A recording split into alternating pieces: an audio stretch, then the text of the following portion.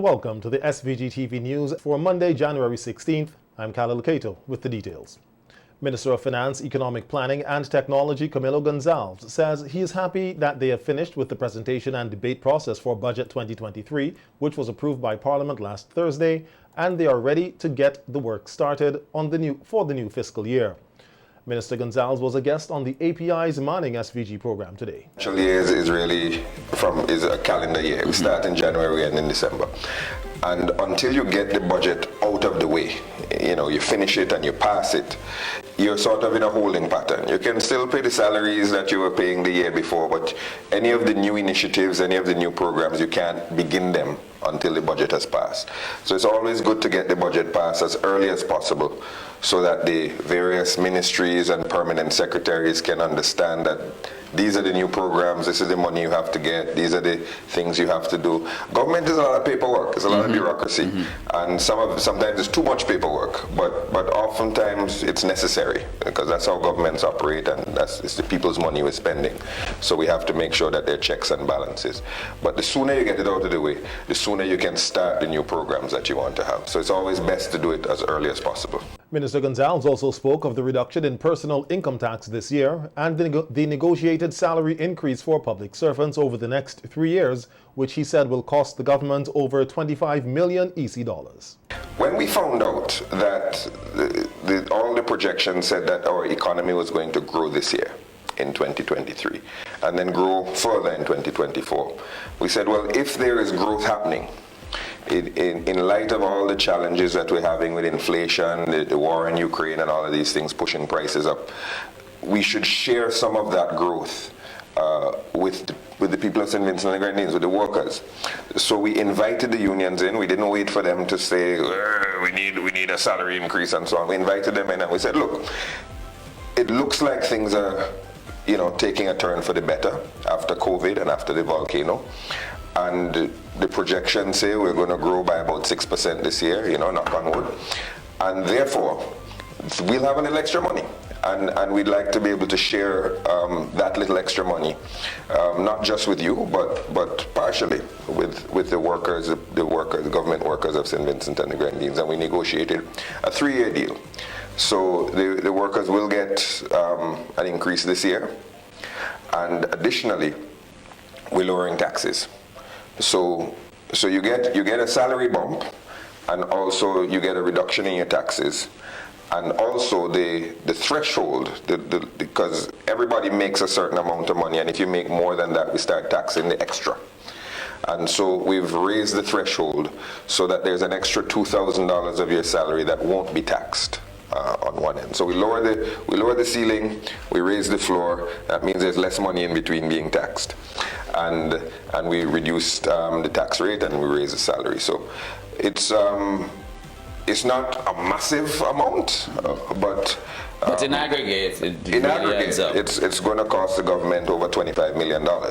On corporate tax, which will also see a reduction this year, the finance minister said they acknowledged that the business community had a rough time during the pandemic, and they're hoping that the tax reduction will allow them to reinvest in their business and hopefully hire more people. So we think that the tax cut to the business will work out better. Also, if I reduce your taxes, Candyman, thank you, and bump your salary, if the government does that, we also expect that you'll probably spend a little bit of that extra money. You're not going to save it all. The business community will be happy for that. You'll spend a little extra money in the community, and that money will turn around and do some good in the economy as well. How are we going to replace that money? Where does it come from? Well, growth. Because we expect this year the economy to grow, we expect the economy to have more money in it. More money from tourism, more money from agriculture, more money from construction. All of that means more money in taxes that the government will collect. So although the tax rate is lower, we expect to collect more money because the economy will be stronger and doing more business. Minister Gonzalez also said he is looking forward to additional airlift into SVG starting this year, starting with the daily flights of American Airlines in March. Of the week, American Airlines starting in March is going to come. This is from Miami. From Miami. Remember, just a couple of years ago, there were no flights. Then there was 1 a week, 2 a week. Now we're going to daily. we expect also this year to make an announcement. I can't make it yet, but we're very close. Make sure you make it here. About another airline from another city. And the very good thing about the Sandals project is that because Sandals has such good relationships with all of the airlines, when we call these airlines now, we get the top man right away. You know, they before we would call, they would call, say, we'll get back to you, and so on. Now they're calling us. We understand you have a Sandals coming. You know, we'd like to talk about getting flying in maybe from another city and another day and another airline. So they've given us a lot more access to the management of these airlines than we had before, and we think we'll have some good announcements about additional airlift into St. Vincent and the Grenadines this year. So that's going to be good for tourism. We have the cruise passengers increasing strongly. And we have hotels. This year, by the time the year is over, the Sandals Hotel will be up and running, the Holiday Inn Express Hotel will be up and running, and the Marriott Hotel will be well underway. It won't be finished by the end of this year, but it will be well underway as well. So we're excited about airlift, we're excited about arrivals, we're excited about room stock. The only fly in the ointment right now is regional travel. Where trying to fill the hole that was left by Liat. But we're doing some good work there, and we expect to be able to announce the regional plan for regional air travel in the next couple months. Minister of Health, Wellness and the Environment, Sinclair Prince, described Budget 2023 as a fresh hope for citizens. In his contribution to the debate in Parliament, Minister Prince said Budget 2023 will respond to the many challenges that have been affecting citizens and the country as a whole. At a time when we seem to be emerging from the throes of what I continue to call our special period. Of course, our special period presents with disruptions from hurricane and other consequences of climate change, of dengue, of a devastating Soufriere eruption, all against a backdrop of one of the worst, or maybe the worst pandemic, the worst public health emergency that we have experienced in 100 years.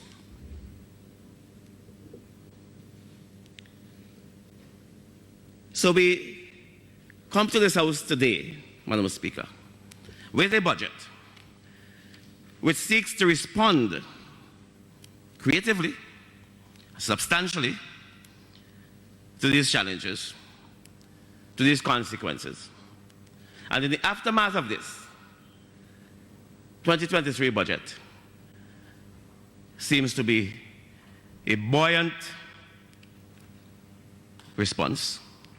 And I commend the Minister of Finance and his team for a masterful presentation. The Health Minister noted that this year, added focus will be paid to improving primary health care. I mean, bringing health care to the people, bringing health care that they need to the people. That health care realigned or aligned with their own needs. Whether it be in Kingstown, in the Grenadines, north or south, in the landlocked Mariupol, or wherever. That's what we're going to do in 2023. Because we believe that we can't just be emphasizing curative care.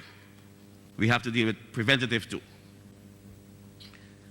So, Madam Speaker, the period of consolidation of the gains and lessons learned over the last 3 years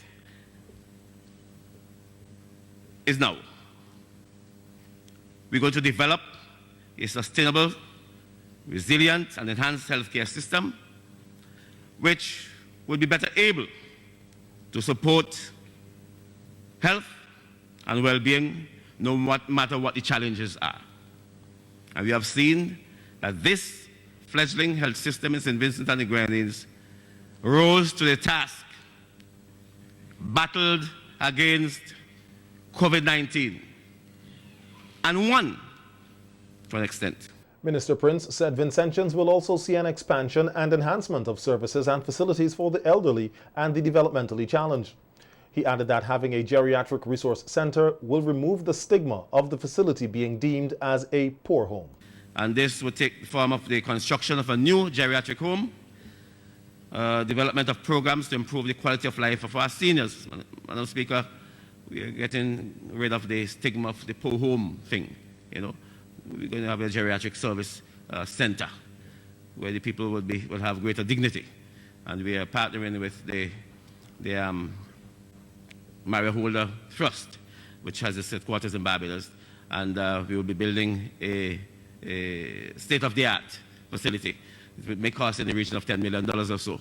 The government of St. Vincent and the Grenadines, in collaboration with that trust, would do that work.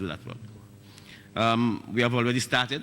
We reached far in that regard, and I think that by the end of, well, the middle of 2024, so we should have that already on stream. Meanwhile, opposition MP for West Kingstown, Daniel Cummings, in his contribution to the budget debate, suggested that elderly centres be placed in communities across St. Vincent and the Grenadines. Cummings said that this would allow families to understand the importance of looking after their loved ones. In this society of ours, there are too many instances where people of means shunt aside their elderly folks, throw them on the state, just discard them, and pray for God's sake that they will soon die, that they could start scrambling for deadlift. That is a problem that we must address frontally, Madam Speaker, devoid of politics. We must address it. We must encourage people to understand the importance of looking after the elderly. And one of the things I think we can do is to have some centers spread out where people can find that kind of care. In other words, instead of bringing from all over the country and putting into one dump, because that's what it is. You put them there and you leave them. If you, in Georgetown, for example, and your family is at the Louis Burnett home, you know, chances are you hardly come there. But if you have a smaller facility in Georgetown, you may go and visit them more often. Yes, and throughout the country, we should decentralize this thing to encourage people to understand it's not about abandoning your elderly folks, but helping to make sure they get the medical attention there, but the love from the family flows to them wherever they are. On the Milton Cato Memorial Hospital and the acute hospital to be built in Arnesville, the opposition MP said the issues with these facilities cry for common sense. Come to what the World Bank says about the keeping Milton Cato Memorial. And we've heard from both the Minister of Finance and the Minister of Health that when the new hospital in Arnesville is built, they will retain at least 2 wards at Milton Cato. And it says the Arnesville acute hospital in itself will generate maintenance costs for both infrastructure and equipment. Adding the mother and child services will increase the maintenance at a much lower percentage than it would be to leave it at Milton Cato Memorial Hospital. The saving from adding the mother and the child services at the Arnesville facility are above 15% of the estimated costs of keeping them at Milton Cato Memorial Hospital. Madam Speaker, this is something that we must not slight. Cummings also reiterated that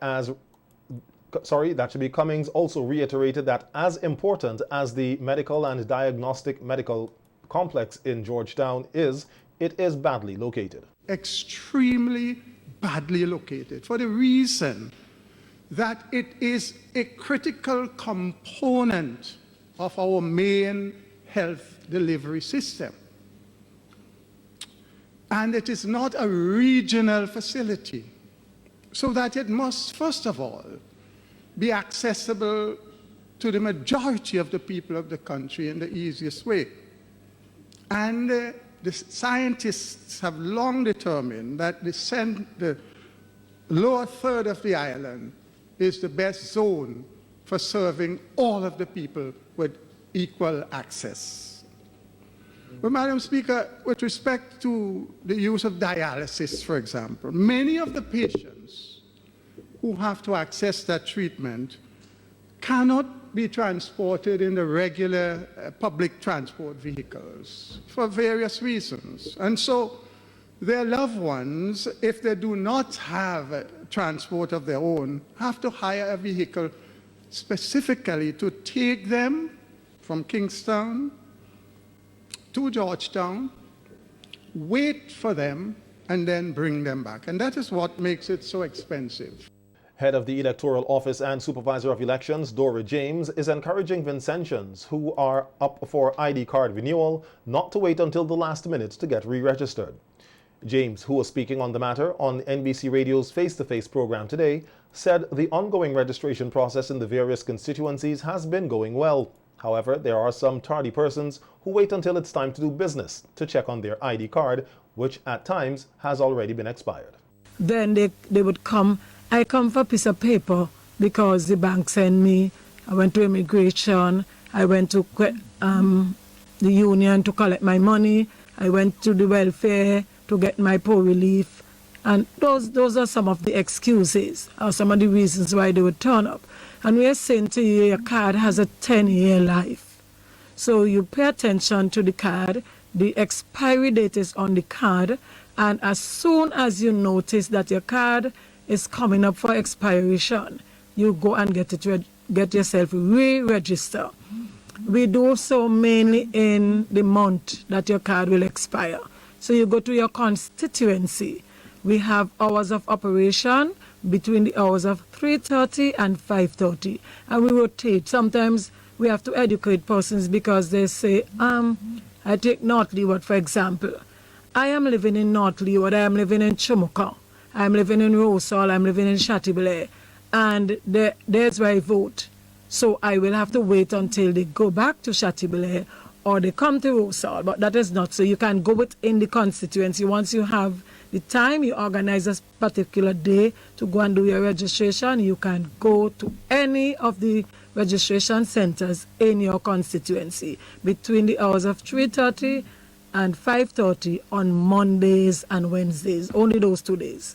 All right, and the Mondays and Wednesdays is particularly for that example you just gave, or Yes. on a broader scale for the other constituencies? And all the constituencies, we do Mondays and Wednesdays. Those are our registration days. And the hours are the registration hours. So in all of the constituencies throughout St. Vincent and the Grenadines, that is the time we operate. James said since they started their voter education program in 2019, a number of businesses have been paying attention to expired ID cards and have refused to do transactions with these cards. We still have a few of them who use the expired card. They don't pay attention. And we're asking them for their support. If you refuse to do business with an expired card, it works because the citizen now has the responsibility to go and get their card updated. When they go to do business, they pay attention to the card. Right. Is this a valid card? Is it current? Or has it been expired? Because sometimes when they come to us, I remember one lady came about 2 weeks ago and she said, I was using this card all the time and I didn't really realize it had expired. It was expired since June and she uses the card and she said she used it throughout from June to that time until one agency picked it up. And said, well, you can't use this. So it's you can't, expired. this card is expired, you can't do. And then she came and over 6 months she was using the card still monthly. Well, in relation to that, I've heard the expression, well, my identity doesn't expire. I'm still the same person. Nothing on that card changes. How do you respond to such a statement? I'm sure you get that statement sometimes. Yes, and that is true. But the timing is important. Your identity never expires. Your date of birth is the same. Your picture you mature over 10 years. So the picture you had 10 years ago would not reflect you. And so we want to update you. We want you to, when you take a card, and the officers who are dealing with you in the departments or whatever organization, and they look at the card and look at you, they must see you. So that is what we would say to people. And in addition to that, you're using this card within the locales in St. Vincent. Again, as you travel, you might use it and so on. We need to make sure that you're updated. We keep you current. So besides your picture, the information on your card must also be current. On the Civics Education Program for Schools, which was launched on August 12, 2022, and the rollout on August 1st, 2022, October 1st, 2022, James said they started the interaction with students and staff of 9 of the 10 secondary schools on the windward side of the island. We had a conversation with the Ministry of Education, and they gave us permission, and we thank them very much. And now we had to make that negotiation with the schools to find out if they would accept us and at what time. Most schools would give us the social studies period, and we went out and we had discussions with the children, mainly 4th and 5th formers, because they would be the new voters by the next election, 2025. So they would be ready. So we want to make sure that they are in tune with what is happening in terms of the electoral space and how they can impact that space. The main drive was because of our interactions, the feedback we were getting from the public when they come to the office, some of the things they say. Now, for example, when we started the voter education in 2019, we targeted those persons in the community. The children were never excluded, but most times the adults came because they linked it with the elections. Children didn't come, they're not voting, so they didn't really pay much attention. And we find that they matter. It's a niche that we need to educate. They are coming into the electoral space, they're going to participate, they need to be familiar with what is happening and to link what is happening in the electoral space with what is happening with them right now in their schools and their homes, as citizens, as members of families and part of organization and so on. James said she was surprised with the information coming out of the interactive sessions with the students of those secondary schools, and that they are hoping to cover all of the secondary schools island-wide, starting off the year with those on the leeward side from next week.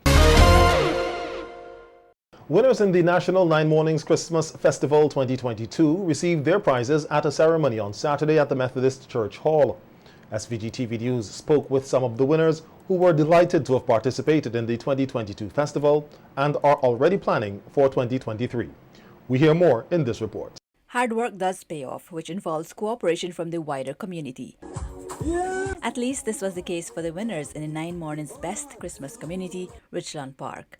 Despite challenges with the weather, they managed to pull off a successful event. Achieving Best Christmas Community means that we would have been all round in terms of 9 mornings and lights and lighting up. Our lights would have expanded in 2022, and it's our intention to expand it in 2023. In 2023, we start to put some things in place for our 9 mornings, and we have new initiatives, new plans, new ideas, and that's what makes Richland Park 9 Morning different from the rest, because we integrate the community in our 9 mornings. Best Lit House went to Olivia De Silva of Canaan, and in second place was Jose Hooper of Ginger Village, Belmont. Hooper, who has entered for the 3rd time, says they keep improving and her eyes is set on first place in the near future. So the first year when we entered, we came 3rd, and then the next year we came 2nd, and this year we came 2nd again, but we did much better. We came 2nd in the community, and we came 2nd overall, and we placed also in the nativity sections. So it's an improvement every year. So we're getting better and better. So when we decorate the house, we normally just decorate, because it's something that we normally do, something that we love forward to.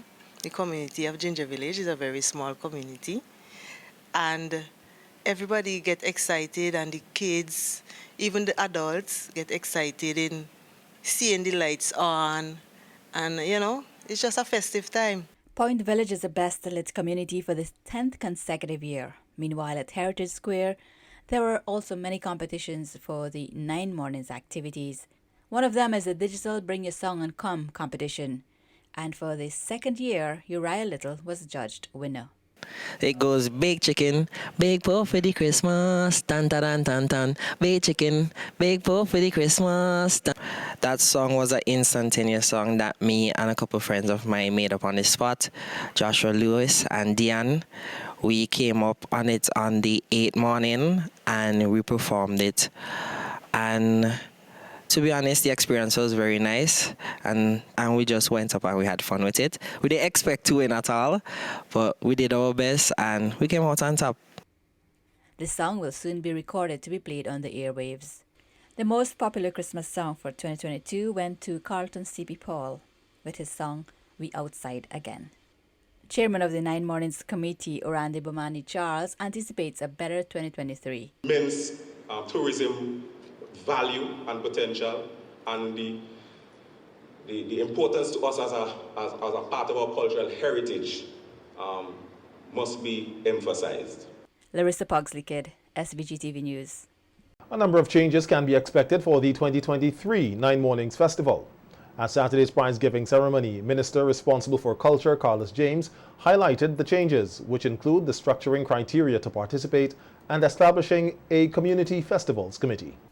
The structuring criteria for 9 Mornings was announced by Minister of Culture Carlos James at the prize-giving ceremony for 9 Mornings. This as the ministry works together with the 9 Mornings Committee to improve standards and have greater community involvement. Not Lennox at Bomani Festival, it is our festival. And we have to own it. And we have to take that initiative in our communities. So we have to restructure the criteria. And we say how many persons must be on a committee within your communities for you to be judged or placed in categories. It's important that all of us work together to keep the 9 Mornings alive. James also announced that come this year a Community Festivals Committee will be established, which will be properly represented by persons from the communities. This Community Festivals Committee will of course take the shape and form quite similar to the 9 Mornings Committee, where we have some groupings in all of the communities and constituencies. So not just the 9 Mornings Festival, but at every quarter we should look at how we can bring our communities together through festivals and the arts. For instance, at Independence, let us bring back our Best Village competition. And just as how all of us work hard to light up at Christmas, let us clean up at Independence. It is the hope of the Culture Minister that by having more people involved, festivals can unite Vincentians. That Christmas feeling, which is a community feeling, where people come together and work together in harmony despite our political and religious differences and our personal differences as individuals, to make our communities better. A meeting to review 9 Mornings 2022 will be held in 2 months' time, and James intends to take action at the earliest possible time to realize the plans for 9 Mornings. We're talking in a few years from now,